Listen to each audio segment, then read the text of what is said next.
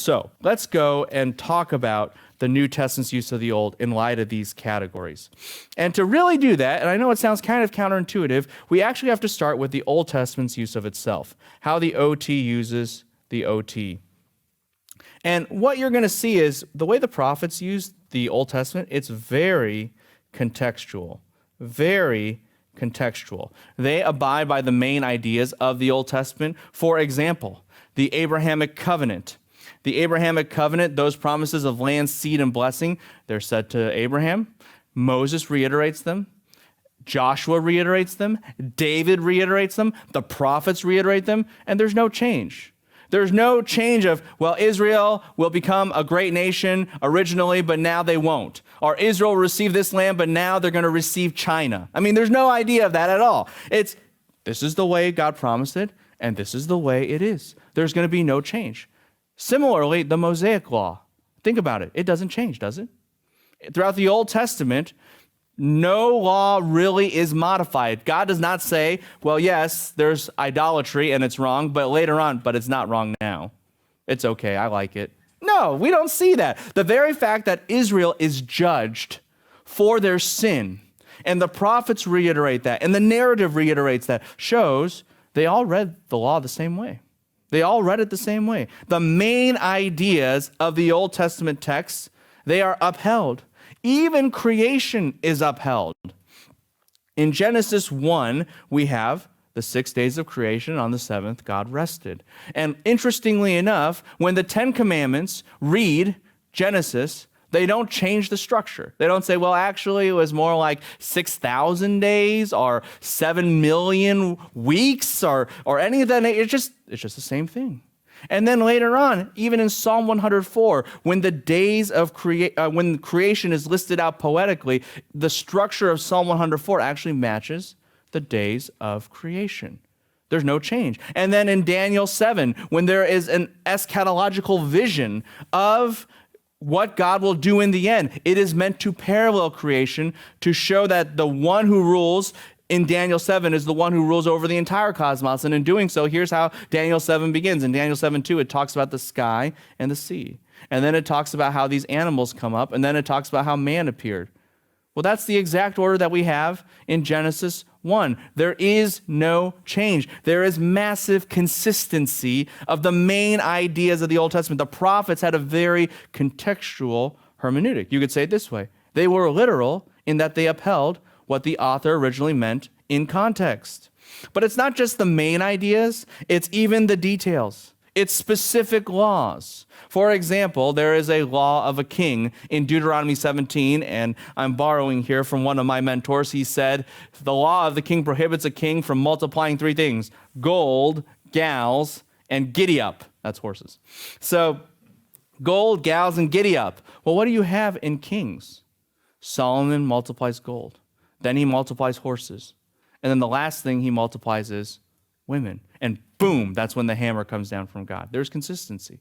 The law doesn't change. Though they read it according to those details. They didn't just say, well, the king, he's supposed to do kind of stuff, and we're not really going to pay attention to exactly what it says. No, they paid attention to the details. They knew the details. The prophets knew the details. They knew how individual terms of the law applied to Israel, and they upheld that. They were detailed-oriented.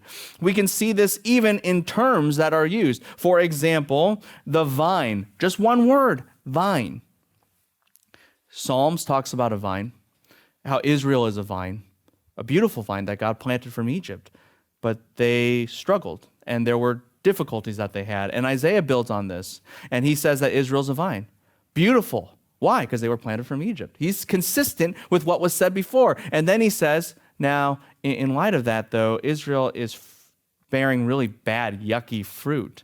And then Jeremiah later on and Hosea later on will say, well, actually, it's not just that they're bearing bad fruit. They're actually a diseased vine in and of themselves. And then on top of that, later on, Ezekiel will say, and because they're diseased, the only thing that they're good for is to be burned and judged. That's it.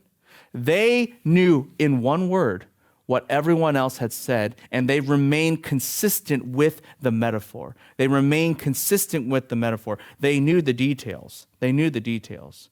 By the way, this isn't just vine. Here's another one, eagle. eagle. God says in Exodus 19 that he bore Israel out from the Exodus on eagle's wings. Psalm 103 says the exact same thing. It reiterates God's loving kindness to Israel is because he, like an eagle, bore Israel out on eagle's wings. And then guess what? In Isaiah 40, we are familiar with this.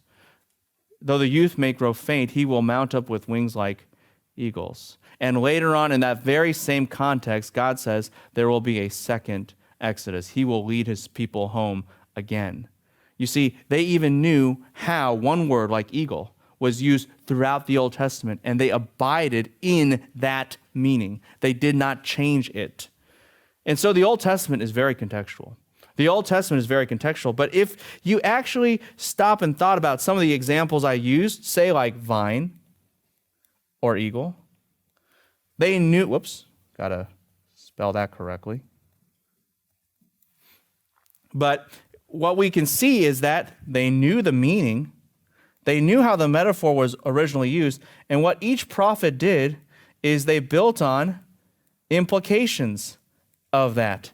They said because Israel is a vine and this assesses Israel's spiritual state, well, I'm just going to build on that metaphor. They're not changing the original one. They've affirmed everything that the metaphor originally said. All they're doing is taking it to the next level, abiding in the implications. They are saying, because what Isaiah said is true, then what I'm about to say also has to be true.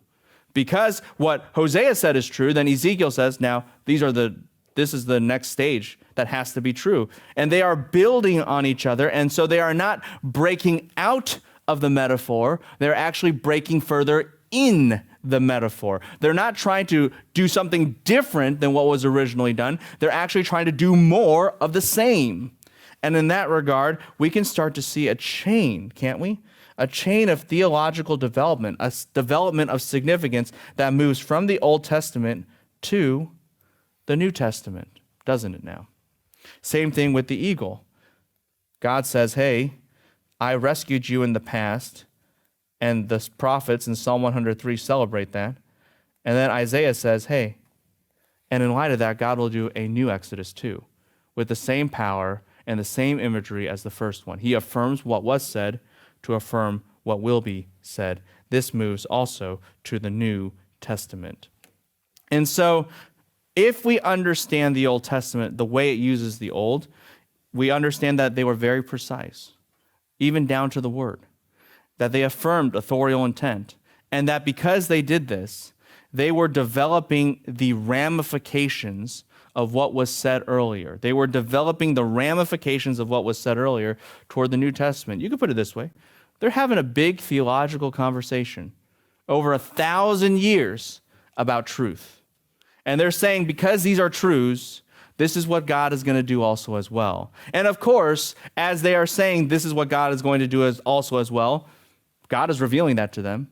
But in that revelation, it is abiding within what was already said. We call this progressive revelation, don't we? That revelation never contradicts itself, but rather it develops other revelation.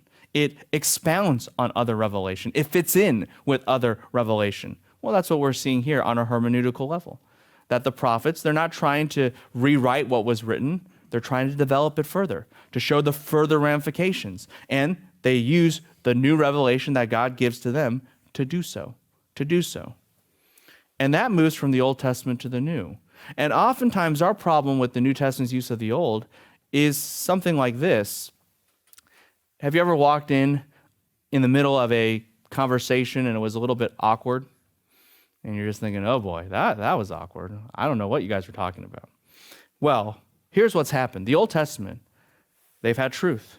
And these prophets have been preaching and expounding that truth, even revealing new revelation that helps us to understand the further ramifications of that truth. And so they've been having a millennia of conversation. We walk in on the last minute and we say, everyone here in this room, apostles and prophets, you all are awkward except for me. That's basically what we've said. Let's be clear. There's only one person awkward in that conversation, and it's you and me.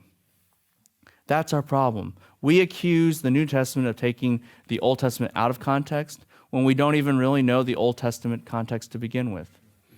And therefore, we're taking everybody out of context. That's our problem. And that's exactly what we're going to see with the New Testament's use of the Old.